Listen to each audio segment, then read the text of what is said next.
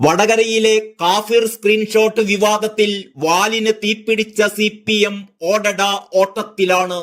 ഓടുന്തോറും തീ ആളിപ്പടരുകയുമാണ്. സ്വന്തം പാളയത്തിലുള്ളവർ തന്നെ CPM-നെതിരെ വിരൽ ചൂണ്ടുകയാണ്.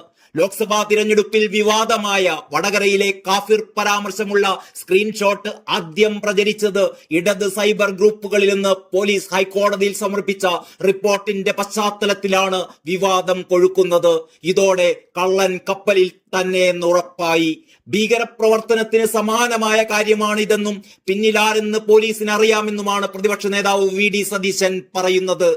മുൻ MLA KK ലതിക ഉൾപ്പെടെയുള്ള ഉന്നത CPM നേതാക്കളുടെ പങ്ക് ഇതിൽ വ്യക്തമാണ് എന്നും പിന്നിലാരാണെന്ന് പോലീസിന് അറിയാമെങ്കിലും പോലീസ് പറയില്ലെന്നും VD സതീശൻ പറഞ്ഞു. യഥാർത്ഥ പ്രതികളെ പുറത്തെത്തിക്കും വരെ നിയമ പോരാട്ടം തുടരുമെന്നും VD സതീശൻ കൂട്ടിച്ചേർത്തു. അതേസമയം പോലീസ് റിപ്പോർട്ട് പത്രത്തിൽ കണ്ടുവെന്നും അന്വേഷണ റിപ്പോർട്ട് വരട്ടെ എന്നും അത് ലഭിച്ചതിന് ശേഷം ബാക്കി നോക്കാമെന്നുമാണ് മുഖ്യമന്ത്രി പിണറായി വിജയൻ പറയുന്നത്.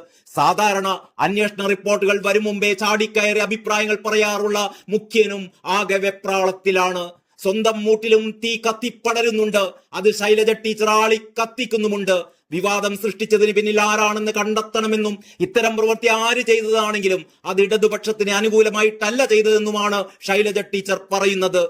കാഫിർ സ്ക്രീൻഷോട്ട് പങ്കുവെച്ച KK ലതികക്കെതിരെയും ശൈലജ ടീച്ചർ ഇന്ന് ആഞ്ഞടിച്ചു. KK ലതിക കാഫിർ സ്ക്രീൻഷോട്ട് ഷെയർ ചെയ്തത് തെറ്റായിരുന്നു. സ്ക്രീൻഷോട്ട് എന്തിനു ഷെയർ ചെയ്തു എന്ന് ചോദിച്ചിരുന്നു താൻ. അപ്പോൾ പൊതുസമൂഹം അറിയേണ്ടതല്ലേ എന്നായിരുന്നു അത്രേ KK ലതികയുടെ മറുപടി.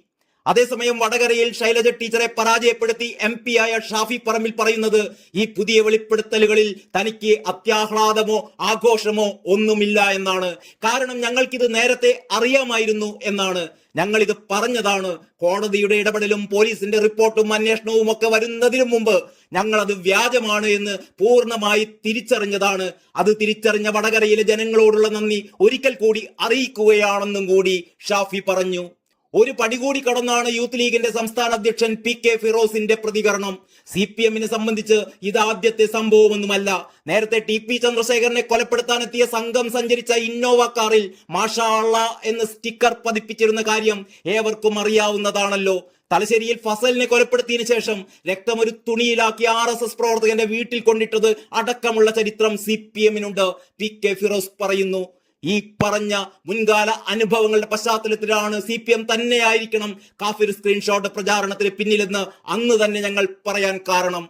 അന്ന് ഈ വിഷയത്തിൽ പോലീസ് കാര്യമായ അന്വേഷണം നടത്തിയില്ല. തിരഞ്ഞെടുപ്പ് സമയത്ത് വ്യാപകമായ രീതിയിൽ CPM അത് പ്രചരിപ്പിക്കുകയും ചെയ്തു, ഫിറോസ് പറയുന്നു.